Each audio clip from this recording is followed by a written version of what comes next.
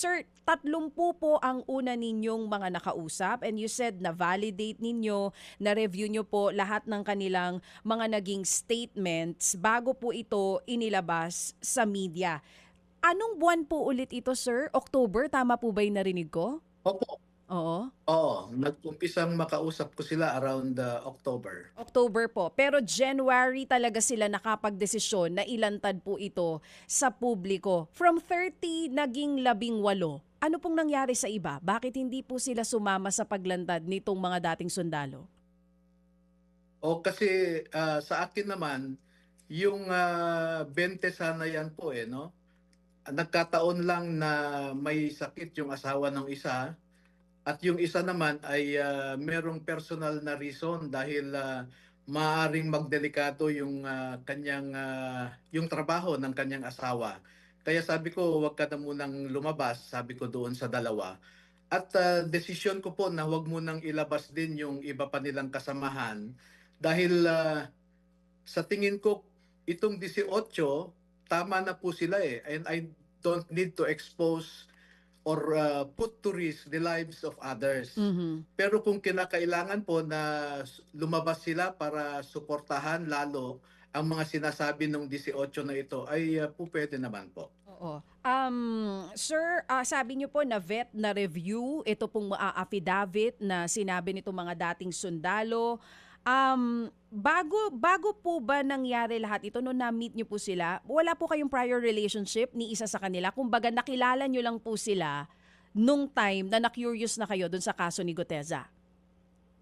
Opo, wala po Mhm. akong kakilala sa kanila. Opo, opo. Dito po Ang sa... kakilala ko lamang po ay yung isang naging opisyal din ng Armed Forces na katrabaho nila kay Saldico. Okay. Sino po dun yung isa nakakilala nyo? Wag ko na lang po munang i-expose kasi pati sila ay nanganganib din. Mm. Dahil yung isang pinakamataas nga nilang opisyal ay pinatawag ng isang maimpluwensyang tao at ang balita ko ay sinermonan siya doon. Kaya wag ko lang, I don't have his permission to divulge his identity. So sorry po. Okay lang po, okay lang po. Sir, yung po sinasabi niyong kakilala niyo, kasama po ba 'to sa mga humarap sa media o hindi po? Wala po siya, hindi siya humarap. Oo. So itong 18 mga sundalo na iniharap po sa media na may mga akusasyon, wala po ni isa sa kanila kayong may prior relationship. Sir, Tama ilan po. po talaga sa mga ito ang sundalo? Kasi nabasa ko po dun sa ilang statements na sinasabi nyo, kahit naman po kayo dun sa affidavit, hindi naman po talaga sinabi na lahat sila ay marino. Sino lang po dito ang mga sundalo? Ilan po talaga dun ang galing sa Marines? Pinapanindigan po namin yung nakalahad sa kanilang affidavit na 16 sa kanila ay former Marines at dalawa ay former Philippine Army, no? Yung isa regular, yung isa ay reservist. At sa tamang panahon po ay pwede naman naming ilabas yung kanilang serial numbers, no? Tinanong ko rin po sa kanila yan at kinonfirm naman nila. So, nasa akin po yung yung kanilang mga, let's say, ito nasa akin yung kanilang authority or orders, no? Halimbawa, itong si Technical Sergeant Bulontate, serial number 829532, Philippine Navy Marines.